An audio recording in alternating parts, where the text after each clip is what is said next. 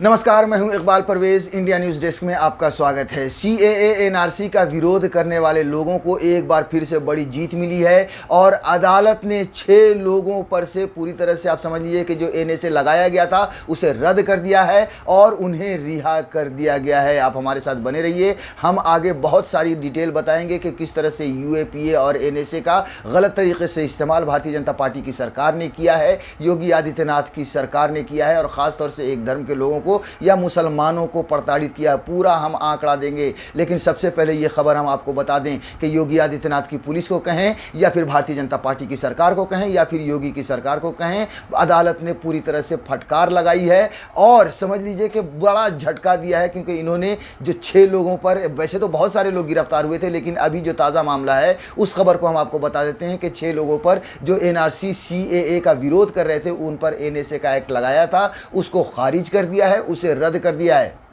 Live ला है, उन्होंने लिखा है कि इलाहाबाद हाईकोर्ट ने 6 CAA NRC प्रदर्शनकारियों के NSA हिरासत आदेश को रद्द कर दिया। इलाहाबाद हाईकोर्ट ने हाल ही में 6 व्यक्तियों के खिलाफ NRC CAA विरोधी हिंसक प्रदर्शन में शामिल होने के आरोप में पारित आदेश को रद्द कर दिया। 16 दिसंबर 2019 को मऊ में हुए प्रदर्शन में शामिल होने के कारण उन्हें हिरासत में लिया गया था। साथियों, आप देखिए कि हर जगह पर जहां पर भी शांतिपूर्ण आंदोलन चल रहा था वहां पर जो है सो योगी आदित्यनाथ की पुलिस ने लोगों को पीटा, दौड़ा दौड़ा कर मारा, उनके घरों में घुस घुस कर तोड़फोड़ की और फिर उनसे वसूली भी। जी हां, योगी आदित्यनाथ ने आदेश तक जारी कर दिया कि जिन लोगों ने तोड़फोड़ की, वैसे ये आरोप लगा कि साहब RSS के गुंडों ने उस भीड़ में घुसकर हिंसक कार्य को अंजाम दिया, पथराव किया, जिस पर पुलिस ने उन पर वापसी जो है सो लाठीचार्ज किया और पुलिस ने भी, वैसे आपको बता दें कि पहचान पहचान कर लोगों को मारा। योगी आदित्यनाथ ने उन सब के पोस्टर्स तक लगवाए लखनऊ के शहर में, उत्तर प्रदेश में साथियों।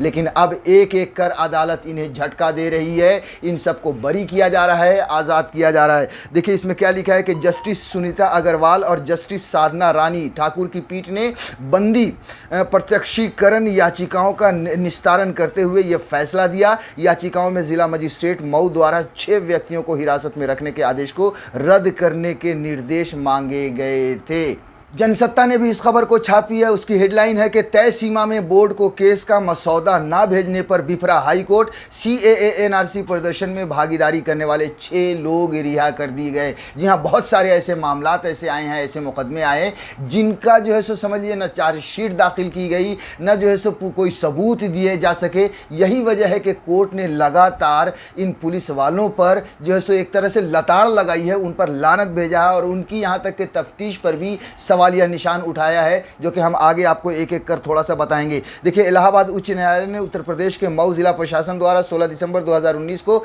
नागरिकता संशोधन अधिनियम और राष्ट्रीय नागरिक रजिस्टर के खिलाफ एक हिंसक प्रदर्शन में कथित रूप से शामिल होने वाले 6 लोगों के खिलाफ हिरासत के आदेश को रद्द कर दिया है। जब से भारतीय जनता पार्टी की सरकार आई है तब से अपने विरोधियों को इसी तरह से लगातार कुचला गया है। उन पर UAPA NSA जैसे एक्ट लगाए गए हैं। कोई भी संगठन हो या कोई भी धर्म के लोग हों, अगर उन्होंने सरकार के खिलाफ विरोध प्रदर्शन किया तो उन्हें इसी तरह से प्रताड़ित किया गया और ख़ास तौर से साथियों मुसलमानों को तो बुरी तरह से प्रताड़ित किया गया है। मुसलमानों को पीटा गया, जेलों में डाला गया। अब हम आपको आंकड़ा बताते हैं। देखिए, ये 2020 की एक रिपोर्ट है आज तक पर जो छपी थी कि सिर्फ 27% UAPA के मामलों में चार्जशीट दायर की गई है। सोचिए कि कितना छोटा सा आंकड़ा है। मतलब यह है कि पुलिस ने जिसको चाहा जब चाहा दबोच लिया, उस पर UAPA और NSA एक्ट लगाकर उसे जेल में ठूंस दिया। देखिए, UAPA के तहत पिछले 3 साल में 3005 केस दर्ज, लेकिन चार्जशीट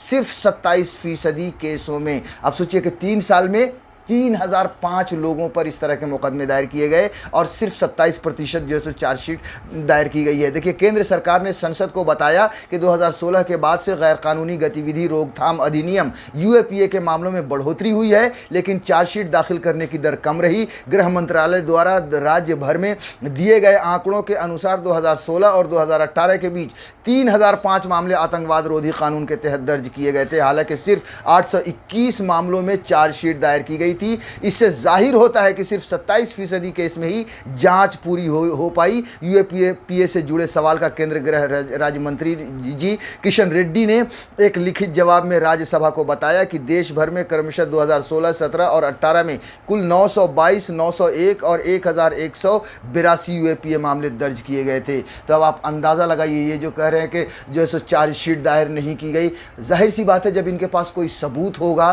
तभी। और दूसरी बात, ये सरकार ने जो बताया राज्यसभा में कि सरकार विरोधी कहें या फिर देश विरोधी इस तरह की गतिविधियां बढ़ी हैं, असल में कोई देश विरोधी गतिविधि नहीं बढ़ी है। सिर्फ और सिर्फ सरकार का विरोध करने पर उन पर यूएपीए और एनएसए एक्ट जैसे एक्ट को लगाया गया है। अब हम आपको 2021 का एक आंकड़ा आपको बता देते हैं जो और भी भयावह है साथियों, कि 2021 आते आते और ज़्यादा कितनी बड़ी संख्या में ये आंकड़ा बढ़ गया। देखिए, ये खबर जून 18 को छपी थी 2021 को। उसके बाद जाहिर सी बात है उससे पहले CAA हुआ था, सैकड़ों केसेस तो उसी में आ गए थे। यूएपीए 5 साल में, ये जनसत्ता पे छपी थी, यूएपीए 5 साल में 7,840 गिरफ्तार, केवल 150 को दिला पाए सजा, 155 को दिला पाए सजा। जानिए किस राज्य में कितने लोग हुए शिकार, आप सोचिए, अंदाजा लगाइए। 7,840 लोगों को गिरफ्तार किया गया यूएपीए के तहत, लेकिन सज़ा कितने लोगों को, यानी कि 155। कितना प्रतिशत? 1-2% ही होता है।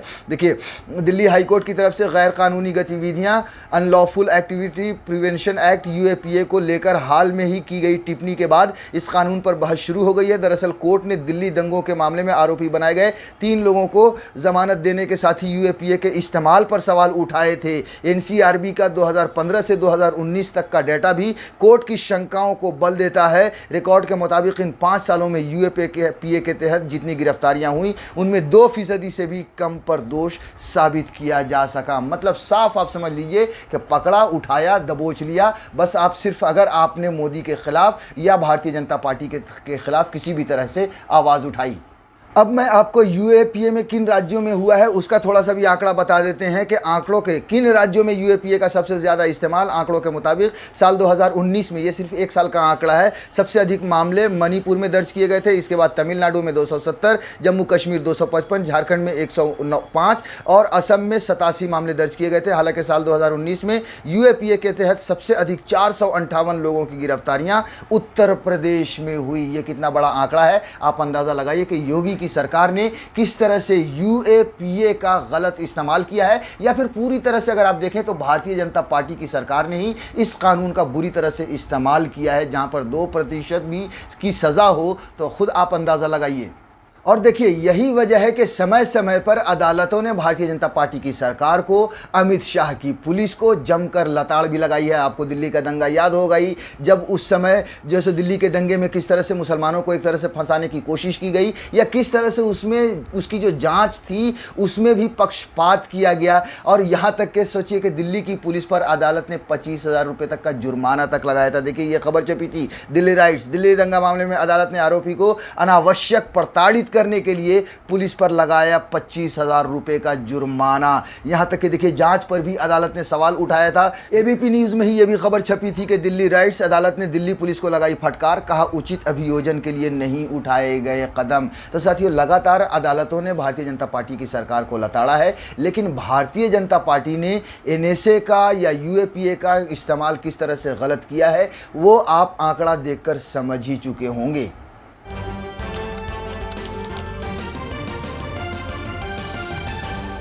आपकी आवाज